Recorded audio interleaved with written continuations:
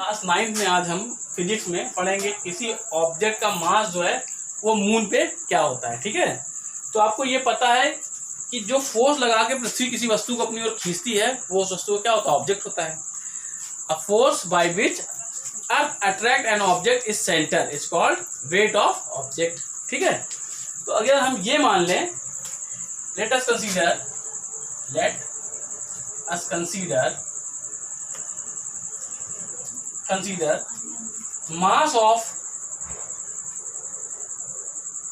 mass of earth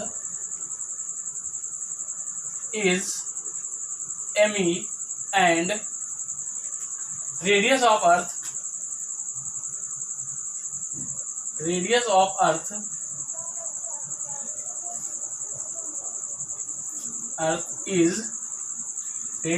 is re, and mass of object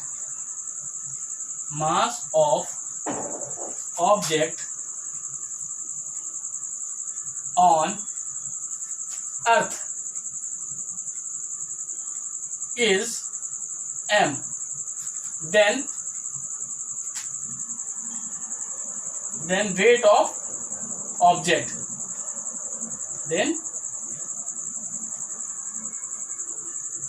of object on अर्थ क्या आएगा, WE=GM। ये जो होगा किसके लिए लिख रहे हैं, मास ऑफ अर्थ के लिए, ME लिख लेंगे। ठीक, और जो हमारा ऑब्जेक्ट है उसका मास कितना है, M है, तो यहाँ पे M आएगा और नीचे कितना आ जाएगा, RE का square.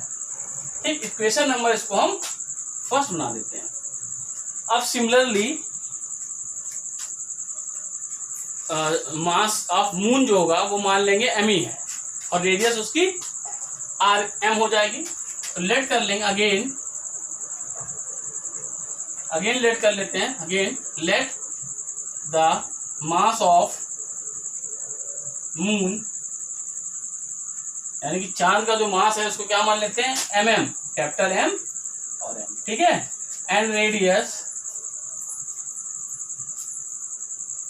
Of moon is, calculate कर लेंगे, RM। ओके, और जो ऑब्जेक्ट है उसका मास सेम रहेगा, ऑब्जेक्ट जो हमने यहाँ लेट किया था M, वो भी है M, and mass of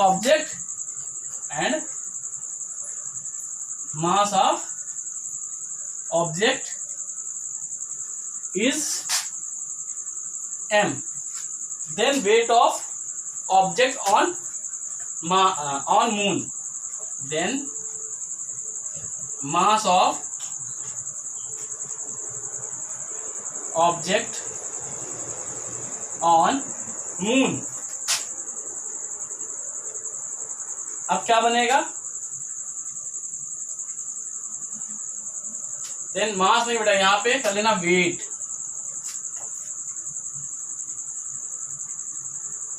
weight of object on moon. Formula यही लगेगा, बस यहाँ पे WE है, यहाँ WM हो जाएगा। वेट ऑफ मून निकालना है, वेट मून पे निकालना है, मास इसका वेट किसका, जो हमारा ऑब्जेक्ट M है। G बदलता नहीं है। अब यहाँ पे हमने किसका मास लिया था, अर्थ का मास लिया था, यहाँ किसका मास लेना है, मून का लेना है, तो MM हो गया इनटू ये जो स्मॉल m तो ऑब्जेक्ट है, अर्थ में भी वही रहेगा और मून पे भी वही रहेगा, ये हो गया। ठीक है, अब यहाँ पे क्या आएगा, रेडियस ऑफ मून क्या है, RE का स्क्वायर। अब इक्वेशन नंबर ये क्या बना ली हमने, 2। अब बच्चों इसको थोड़ा रफ करेंगे, कोई दिक्कत नहीं है, इतना तो आप वीडियो को बैक करके पॉज करके नोट कर सकते हैं। अब हम क्या कर रहे हैं, इक्वेशन नंबर 2 में इक्वेशन नंबर फर्स्ट से डिवाइड करेंगे। देखिएगा,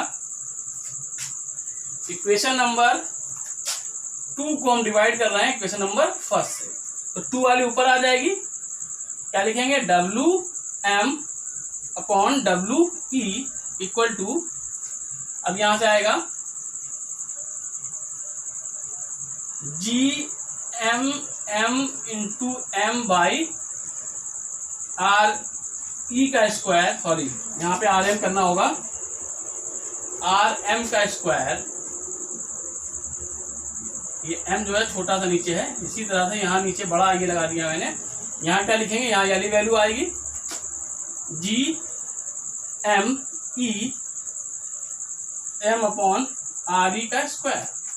अब जरा ध्यान देंगे, इस जी से जी कैंसिल, इस एम से सॉरी इस एम से ये एम कैंसिल।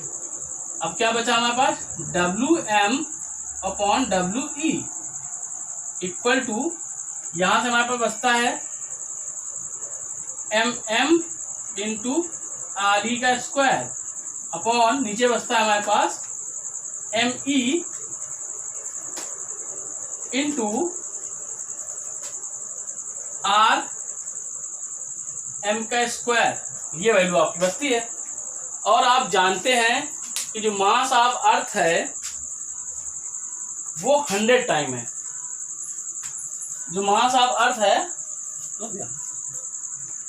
तो डिवाइड करने में बच्चों हमको ये इक्वेशन मिली, और आप जानते हैं कि इसको इक्वेशन नंबर हम 3 बना देंगे।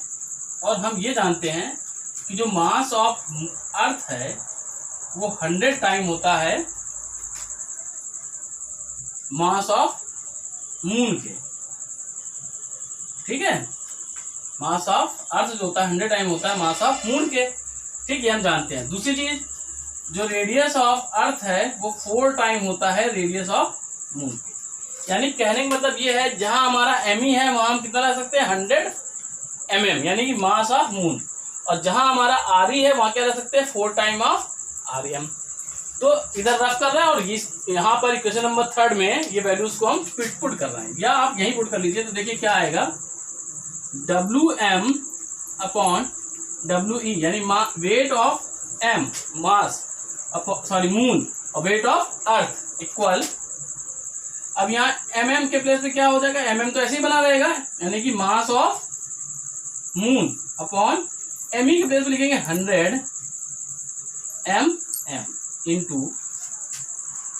अब यहां देखिए R E as it is रहेगा बेटा, आर ई के प्लेस पे हम लिख देंगे 4 एम आर एम, तो यहां आ जाएगा 4 R M upon R M, और चूंकि दोनों पे स्क्वायर है इसलिए यहां पे बन जाएगा 4 स्क्वायर। अब जरा ध्यान समझेंगे, इस m से m कैंसिल हो जाएगा हमारा, एम ई एम से m कैंसिल हो गया, और यहां से m से rm कैंसिल। तो यहाँ क्या बचा, यहाँ हमारे पास बचा 1/100 इंटू 4 का स्क्वायर करेंगे तो 16 आ जाएगा।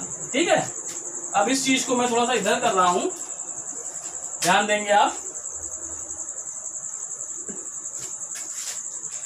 इस चीज को मैं थोड़ा सा कहाँ कर रहा हूँ, सेट कर रहा हूँ। तो ये हमारा बन गया W M upon W E equals to 16/100। जब इसको आप डिवाइड करेंगे तो ये वैल्यू लगभग हमें मिलती है,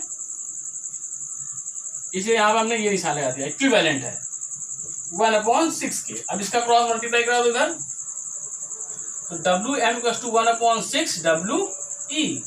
इसका मतलब क्या हुआ कि मास पे जो हमारा वेट होगा, सॉरी जो मून पे हमारा वेट होगा वो अर्थ का 1/6 होगा। यदि हम पृथ्वी पे 60 kg के हैं तो अर्थ पर 10 के सॉरी मून पर 10 kg के होंगे। देखिए यहाँ पे, अगर तो पृथ्वी पे कितने 60 kg के हैं तो यहाँ 60 रख दें, डिवाइड कर देते हैं, आ जाएगा। ठीक, ये बात समझ में आ गई। इसमें सबसे पहले हम क्या करेंगे, एक बार फिर समझ लेते हैं। सबसे पहले हमें करना क्या है, ये मान लेना है कि पृथ्वी का मास एम ई है, उसकी रेडियस आर ई है, क्लियर। फिर उस पर जो अट्रैक्शन फोर्स लगेगा वो लगेगा डब्ल्यू एम, उसका वेट डब्ल्यू एम बराबर हो जाएगा G M M sorry M E और small M upon R E का स्क्वायर। ठीक, इक्वेशन नंबर 1 बना लीजिएगा। इसी तरह अब हम मान लेंगे कि जो मून है उसका जो मास है वो एम है, सॉरी एम एम है, और जो रेडियस है वो आर एम है।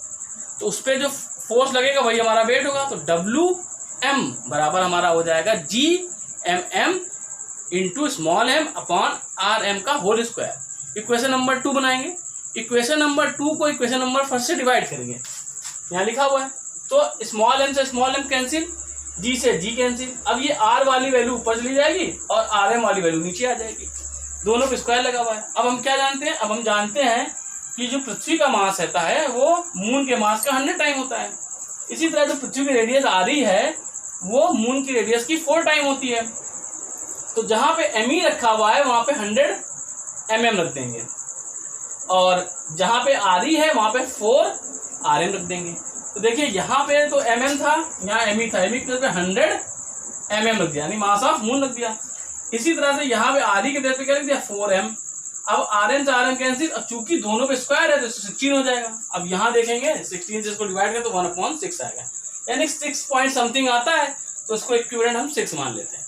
तो ये रिलेशन निकालना था, बहुत इंपॉर्टेंट, इसको कर लीजिएगा, नहीं समझ में आया फिर पूछ लीजिएगा।